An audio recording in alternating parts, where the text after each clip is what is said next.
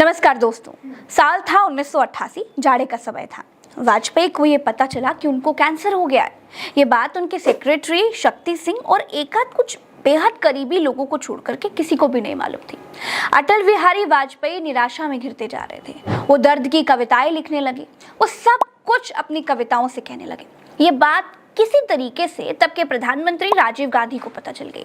आज के प्रधानमंत्री विपक्ष को कच्चा निकल जाने के लिए उतावले रहते हैं, लेकिन तब के प्रधानमंत्री ने विपक्ष के नेता अटल बिहारी वाजपेयी के इलाज का इंतजाम करवाया था, और ऐसा इंतजाम कराया था कि उस समय किसी को कानों कान भनक नहीं लगी थी। साल 1991 में राजीव गांधी की मौत के बाद खुद अटल बिहारी वाजपेयी ने इसका खुलासा किया। तब दुनिया ने राजीव गांधी की इस महानता को जाना। वाजपेयी ने बताया कि किसी तरह राजीव गांधी को उनकी बीमारी के बारे में जानकारी हो गई और ये भी पता चल गया कि विदेश में इलाज कराने की जरूरत है। एक दिन राजीव गांधी ने वाजपेयी को अपने ऑफिस में बुलाया और कहा कि न्यूयॉर्क में संयुक्त राष्ट्र के लिए भारत का एक प्रतिनिधि मंडल जा रहा है। वो उस प्रतिनिधि मंडल में वाजपेयी को शामिल कर देंगे। अटल के मुताबिक राजीव गांधी ने कहा था कि मुझे उम्मीद है कि इस मौके का इस्तेमाल आप अपने इलाज के लिए करेंगे।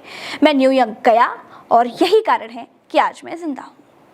राजीव गांधी ने निर्देश दिया था कि वाजपेयी का इलाज पूरा होने के बाद ही वापस उन्हें भारत आने दिया जाए।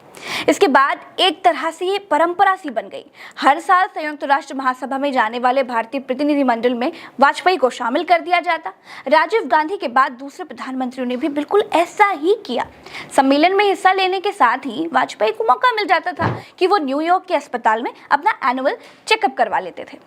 राजीव गांधी ने कभी भी ये राज नहीं खोला कि वाजपेयी को कोई बीमारी भी थी। किसी दूसरे पीएम ने भी कभी भी ये बात जाहिर नहीं होने दी। ये बात बाहर आई तो खुद अटल बिहारी वाजपेयी के जरिए आई। इसी से जाहिर होता है कि राजनीतिक गलियारों में सभी के साथ अटल बिहारी वाजपेयी के कैसे रिश्ते थे, और इससे ये भी जाहिर होता है कि राजीव गांधी कैसे प्रधानमंत्री थे। विपक्ष के लोगों को संसद से नहीं निकलवाते थे।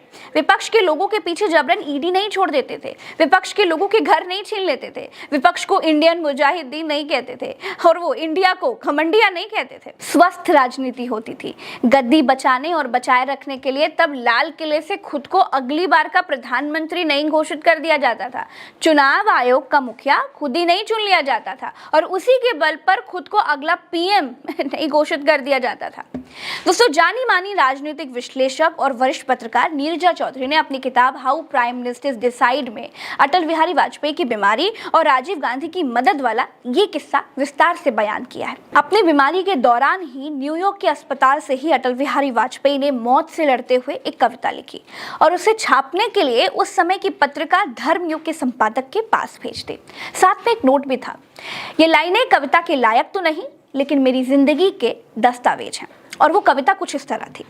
टूटे हुए सपनों की कौन सुने सिसकी, अंतर की छीर व्यथा पलकों पर ठिठकी, हार नहीं मानूंगा रार नहीं ठानूंगा, काल के कपाल पर लिखता हूँ मिटाता हूँ, गीत नया गाता हूँ। 1988 में वाजपेयी ने जो कविता लिखकर भेजी थी वो बाद में उनकी सबसे प्रसिद्ध कविता बनी। वो कविता जिससे वाजपेयी किसी भी परिस्थिति में कभी हार नहीं मानने की बात कर रहे थे। ये कविता निकली थी कैंसर से लड़ते हुए अटल बिहारी वाजपेयी की बीमारी से। आज भी ये बहुत कम लोगों को पता है। राजीव गांधी ने प्रधानमंत्री रहते हुए विपक्ष के नेता अटल बिहारी वाजपेयी की मदद की। राजीव गांधी की वजह से अटल बिहारी वाजपेयी की जान बच सकी। तो ये वीडियो आपको कैसा लगा कमेंट में जरूर बताइएगा। पेज को फॉलो करना मत भूलिएगा और चैनल को सब्सक्राइब जरूर कीजिएगा। नमस्कार, राम राम, दुआ सलाम, जय हिंद।